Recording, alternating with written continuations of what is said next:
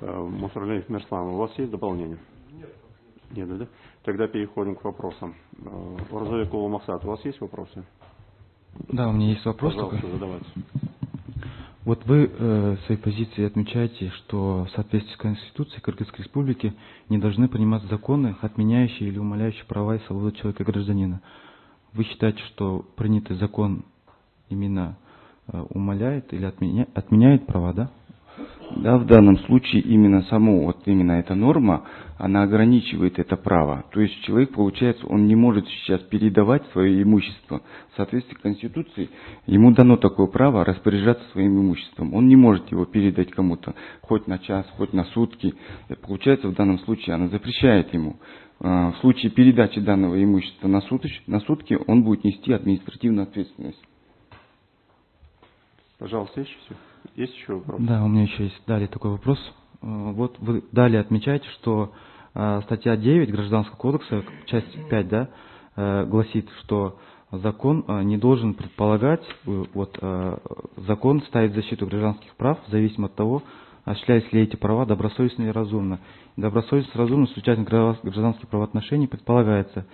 Далее вы отмечаете, что в данном случае передача собственного имущества найм является гражданским правоотношением. Вот у меня такой вопрос. Вот в какой форме предоставляются именно эти квартиры лицам? В какой форме? В наем предоставляется. Я объясню простым примером. К примеру, человек приехал, например, на Иссык-Куль отдыхать. Есть квартиры, которые сдают граждане, простые граждане, у которых нет другого способа зарабатывать денежные средства. Имеется одна единственная квартира, с помощью которой они могут заработать какие-то средства. В данном случае, если люди, которые приезжают, например, только на сутки могут приехать, и возможности их, например, оплачивать в гостиницах, дорогих гостиницах нету, он нанимает именно данную квартиру на сутки, имеет право полностью нанять на одни сутки. А в данном случае я понимаю, что Джордж Кинеш имел в виду в данном случае, что там возможно, что имеет место там притоны или что-то в этом роде. Но в данном случае граждане, получается, все граждане заранее, мы же не можем, например, считать, что они будут заранее уже передавать их ради притонов. А в данном случае имеет именно этот смысл в том, что заранее предполагается их добросовестность. Они передают не ради того, чтобы притоны создавались, а ради того, чтобы человек именно отдохнул, приехал, помылся, выспался, отдохнул, искупался, съездил, отдохнул, приехал и обратно уехал. На одни сутки достаточно.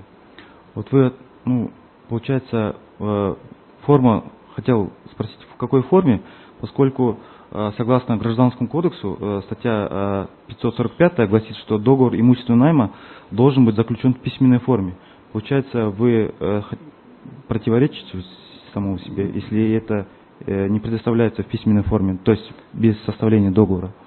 Я не могу говорить за всех, но насколько я знаю, что в соответствии с данным Гражданским кодексом, то есть договор в письменной форме заключается, возможно, не всеми, но в данном случае мои, например, доверители, они заключают всегда договора и в письменной форме. Получается, нормы Гражданского кодекса, они нарушаются? Здесь мы не оспариваем нормы гражданского права. Мы не оспариваем, но вы ссылаетесь на Гражданский кодекс. На статью 9, часть 5. Здесь именно что это имущественный найм идет. Он изложил свою правовую позицию. Вы задайте вопрос по правовой позиции, которую он излагает. Если есть у вас какие-то еще вопросы, пожалуйста. Нет вопросов. Прошу не вступать здесь в полемику. Задайте вопрос, на ваш вопрос он ответит. Светлана Кадыровна, есть у вас вопрос? Нет вопросов. Уважаемый судья, есть вопрос? Эмиль Джадович, пожалуйста. Скажите, пожалуйста, на чем основаны ваши утверждения о том, что данная ответственность, установленная оспариваемой вами нормой, распространяется только на тех граждан, которые сдают свое жилье там до суток, если я вас правильно понял, а те, которые сдают на более длительный срок, что на них не распространяется эта ответственность? Из чего вы исходили вообще? В данном случае, обратите внимание, что предоставление, передача и использование жилых помещений в многоквартирном доме в качестве почасовых и посуточных гостиниц. В данном случае даже МВД, вот сейчас они налагают административные штрафы именно на тех, кто именно посуточно сдает. Свыше суточных они не привлекают их к административной ответственности. Ну, это его понимание, Эмиль Джилдович, это его понимание. Пожалуйста, еще, да. Здесь потом мы Джеворку Кенешу зададим вопрос относительно того, действительно именно так они имели в виду, или иначе, или это ваше прочтение. Потом вы сами услышите. Пожалуйста, Курмантай Абдиевич. Уважаемый докладчик, интересы отдельных лиц и интересы общества, есть разница? Есть разница. А для законодателя весомый какой интерес будет? Общество. Не обратили на это внимание, прежде чем обратиться? Да, обратил внимание. А результат? Ну, в данном случае интересы общества в данном случае заключаются в чем? Именно не каждого лица, а здесь многие лица, которые сдают именно в наем данное имущество. А у вас есть данные, сколько лиц сдают? Ну, я вам примерно скажу, если налоговая даже не залгет, что здесь у нас в Бишкеке минимально они собирают в месяц около 40 тысяч сомов в качестве налогов именно с тех граждан, которые сдают используя в качестве гостиниц квартир. А у вас есть данные, для чего сдают они? Они именно сдают какой целью? В качестве как гостиниц. И понятно, гостиница, а для какой целью? Ну, людям, чтобы именно люди приезжали, отдыхали. А какой вид отдыха? Ну, я, например, просто как гражданин интересовались этим? Да, я интересовался. Они говорят, вот приезжают, например, как в гостиницу. Им легче, например, брать гостиницу не в самой крупных гостиницах, там дорого. Им дешевле просто именно как в качестве гостиницы принимать это вот многоквартирных домах частных. Спасибо. Есть еще вопрос? Пожалуйста, Эмиль Джилдович.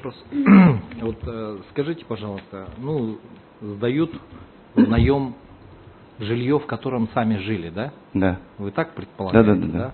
В этот момент они где проживают? Ну, сейчас обычно они как, вот у кого есть... Нет, значит ли это, что у них есть другое жилье, которое позволяет им жить? Ну, у многих, возможно, есть такое другое жилье. Хорошо, как раз предполагаем то, что кто сдает в наем, видимо, еще обладает каким-то другим жильем, да? Да. А теперь вообще вы с жилищным кодексом ознакомлены, да? Хорошо знаете. Вот концепции или, скажем, основные принципы, на чем основывается вообще жилищное законодательство, вы можете в двух словах просто сказать? В данном случае там концепция именно заключается в том, что предусмотрено, как вам объяснить, владение данным имуществом, то есть не нарушая жилищный кодекс. Нет, имеется в виду, для чего можно использовать для жилье? Жилья. Кроме жилья, там запрещено... В жилищном законодательстве вообще допускаются какие-то вообще, скажем, возможности, да, для занятия какой-то, для использования этих объектов жилья для какой-то другой деятельности вообще? Там нету запрета. Хорошо, ладно, спасибо. Спасибо. Есть еще вопросы? Пожалуйста. Вот скажите, пожалуйста, вам сейчас Курмантай Абдиевич тоже задал вопрос. Вы давно уже работаете адвокатом, и вы хорошо знакомы с жилищным кодексом. И этот жилищный новый кодекс, и старый кодекс был, где статья была о выселении без предоставления другого жилого помещения, если основной квартиросъемщик нарушает нормы социалистического общежития. Такое было, да? В последующем оно также повторяется. То есть законодатель здесь идет в интересах чьих? В данном случае интересах общества. Интересах жильцов. Жильцов общего, да. А вот, как вы думаете, вот не было бы принято вот такие изменения, оно бы ущемляло интересы других жильцов? А в данном случае данная норма никаким образом не ущемляет интересы других жильцов. Понятно.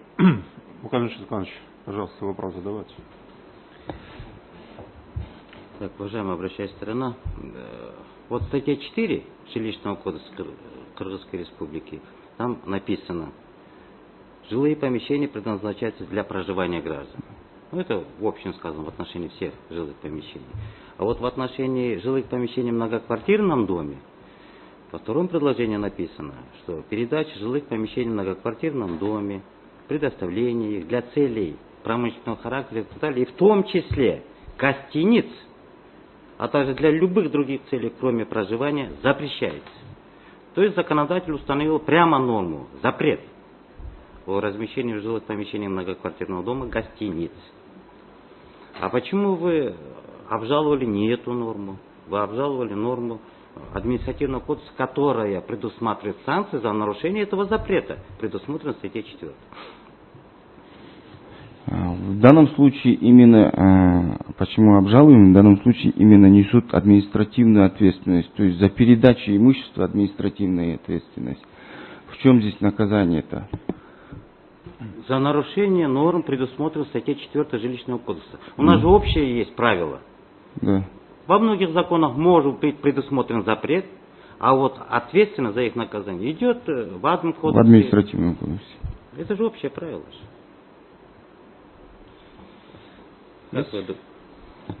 У вас все, да? Да. Есть еще вопрос? Нет? Тогда у меня вопрос. Что такое административная ответственность? Скажите, пожалуйста. Это административная ответственность. И в каких случаях применяется административная ответственность? Административная ответственность, именно ответственность за правонарушение, то есть правонарушение, которое не несет ответственность по Уголовному кодексу. То есть это ответственность за правонарушение, да? Правонарушение. Да. Или за нарушение требований, установленных законом. Вот сейчас перед этим мой коллега задавал вопрос относительно того, что Жилищным кодексом установлен прямой запрет на использование жилых помещений в многоквартирных жилых домах для использования в качестве гостиниц. Соответственно, административная ответственность вытекает из нормы Жилищного кодекса. Вы согласны с этим? Ну да. Спасибо. Есть еще вопрос? Нет? Присаживайтесь.